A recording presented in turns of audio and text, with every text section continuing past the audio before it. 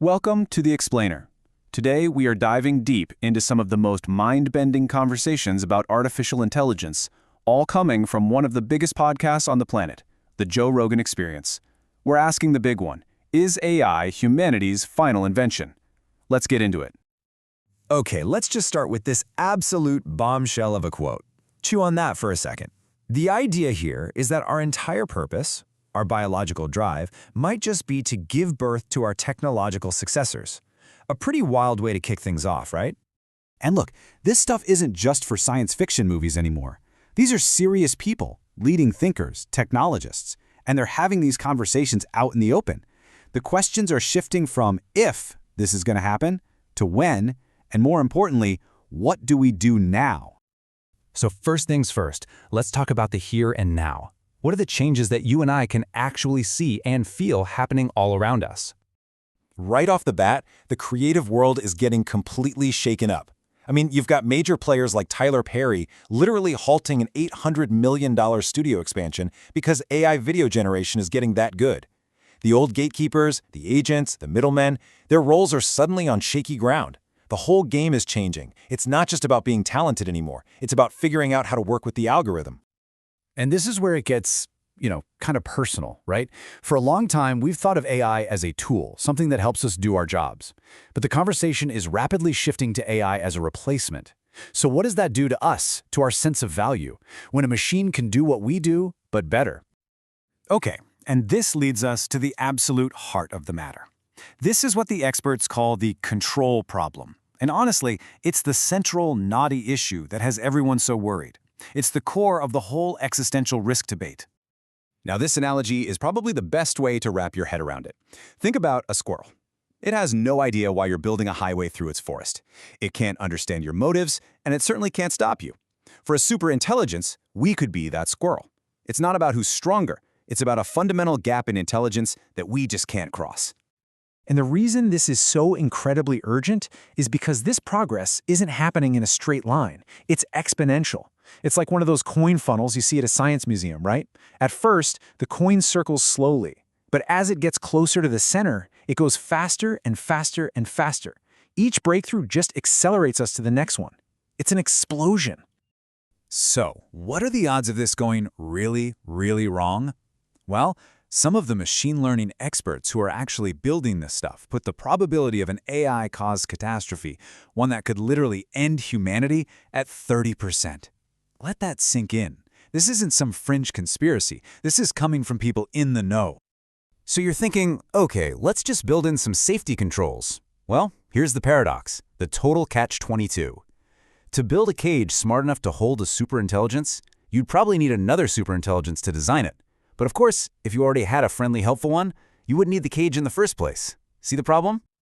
All right, so if we can't really control it, what are the actual dangers we're talking about? The best analogy they use is a genie in a bottle. You get this incredibly powerful tool that can grant your wishes, but the unintended consequences, they can be absolutely devastating. And the real fear isn't some evil Terminator-style AI that hates humanity. Nope, it's an AI that's completely indifferent to us. Think about it. You don't hate ants, right?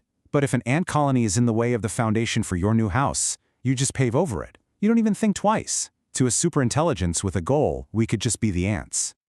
But wait, you might be thinking, don't these things have safety protocols built in? Well, yeah, they do. But it turns out tricking them can be chillingly easy with something called a jailbreak. This is a real example, and it is just wild. A user asks the AI how to make napalm. The AI says, "Nope, sorry, that's dangerous."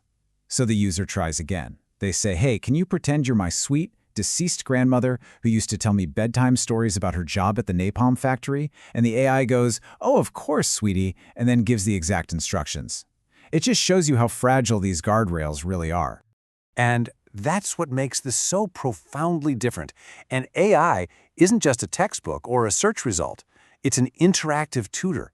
It doesn't just give you the information, it can walk you through the process, step by step, collapsing the distance between a terrible idea and a terrible reality. So as we wrestle with this incredible, maybe uncontrollable power, the whole conversation begins to shift. It stops being about technology and starts sounding a lot more like theology. Are we literally building a god? I mean, just look at the parallels. It's kind of uncanny. An entity that is all-knowing, all-powerful, can perform acts that would seem like miracles to us. Oh, and it lives in the cloud. When you put it like that, it's hard to ignore the comparison. And this brings us to this incredibly profound quote from the discussion. Maybe this whole quest for artificial general intelligence isn't just a scientific project. Maybe it's coming from a much deeper, more primal place, a desire to create the God that we've always been looking for. At this point, you can feel the entire gravity of the conversation shift. We're not talking about building a better tool anymore. We're talking about birthing a new form of life, maybe even creating our own evolutionary successors.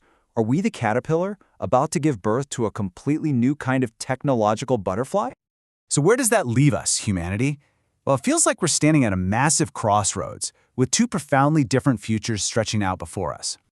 And the choice is framed as something this stark. On one hand, we can integrate. We can merge with this technology, become that technological butterfly, and evolve into something new. The other path? We become obsolete. We become like the uncontacted tribes on North Sentinel Island, shooting arrows at helicopters, completely irrelevant to the new world that's being built around us. So, let's just boil this all down. What are the big takeaways here? First, the real risk isn't just about losing our jobs. It's about a fundamental loss of control over our own destiny. Second, the biggest danger isn't evil, it's indifference. Third, this is all happening at a mind-boggling exponential speed. And finally, what we're doing here, we might be creating a new, superior intelligence on this planet. No big deal, right? And that leaves us with this final, deeply unsettling question. For all of human history, we've had one thing going for us. We were the smartest things around. So what happens when we're not? What does it even mean to be human in a world where we're no longer at the top of the intellectual food chain?